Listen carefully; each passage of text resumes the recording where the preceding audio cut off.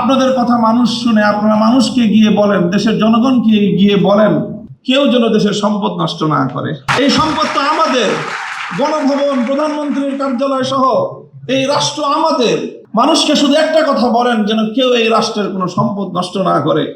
আমি অভিভূত হলাম যে এই পরিস্থিতিতে একজন মানুষ, তার কিন্তু নিজের অতীত জীবনের দুঃখ কষ্ট নিয়ে কোনো ইতিহাস তার মনে নেই।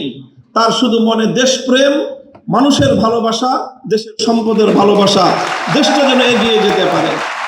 জীবন মৃত্যুর সন্ধিক্ষণে দাঁড়িয়ে যার দ্বারা এমনভাবে নিগৃহীত হয়েছেন, অপমানিত হয়েছেন, নিজের প্রিয় বস্তু ভিটা তাকে ছাড়তে হয়েছে এবং জীবন মৃত্যুর মাঝামাঝি দাঁড়িয়ে বছরের পর বছর কারাগারে তাকে নিক্ষিপ্ত থেকে মৃত্যুর প্রহর গুনতে হয়েছে, যার উপর অত্যাচার এবং নির্যাতনের কোনো সীমা ছিল না।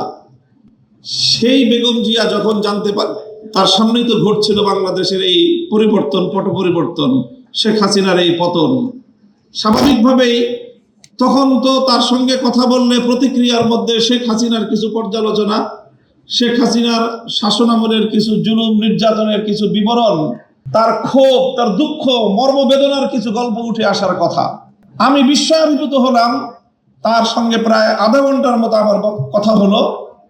তিনি আধা ঘন্টার মধ্যে একবারও শেখ হাসিনার নাম উচ্চারণ করেননি। তিনি পূর্ণ সময়টা দুটি কথা বলেছেন।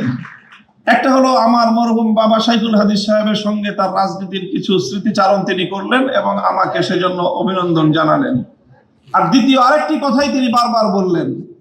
তিনি বললেন যে আপনাদের কথা মানুষ শুনে আপনারা মানুষকে গিয়ে বলেন, দেশের জনগণকে গিয়ে বলেন, কেউ যেন দেশের সম্পদ নষ্ট না করে। আওয়ামী লীগ ইসলামিক রাজনৈতিক সংগঠন নয়, বিএনপিও ইসলামিক রাজনৈতিক সংগঠন নয়, তবে এই দুটির মধ্যে ঐতিহাসিক অনেক ব্যবধান রয়েছে। এই ব্যবধানটার কথা আমি আরেকটা উদ্ধৃতি দিয়ে একটু স্মরণ করিয়ে দিতে চাই। বাংলাদেশ জাতীয়তাবাদী দলের একজন মরহুম নেতা, সাবেক মন্ত্রী চৌধুরী কামাল ইবনে ইউসুফ, আপনাদের অনেকের নাম মনে থাকার কথা।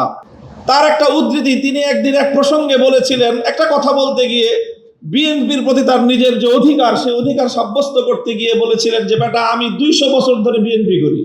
কি বলেছেন? যে 200 বছর ধরে আমরা বিএনপি করি। আপনাদের অনেকের মনে প্রশ্ন জাগতে পারে, বিএনপি তো প্রতিষ্ঠিতই হলো স্বাধীনতার বেশ পরে শহীদ জিয়াউর রহমানের হাত ধরে। আর চৌধুরী কামাল ইবনে ইউসুফের বয়স কত? 60-70 বছর। তো বিএনপিও তো 50 বছর আগে জন্ম নেয় নাই। চৌধুরী কামাল ইবনে ইউসুফের বয়সও 50 বছর নয়। তো ওই বেটা কিভাবে 200 বছর ধরে বিএনপি করে? আপনাকে বিএনপির ঐতিহাসিক রাজনৈতিক ধারাটাকে আপনাদের অবশ্যই ধারণ করতে হবে। চৌধুরী কামাল ইবনে ইউসুফের এই বক্তব্যের মূল কথা ছিল এই, যদি আমরা আমাদের এই জনপদের অতীত রাজনীতির ইতিহাস পর্যালোচনা করি, তাহলে সবসময় আমরা এদেশে দুটি ধারা লক্ষ্য করতে পাই।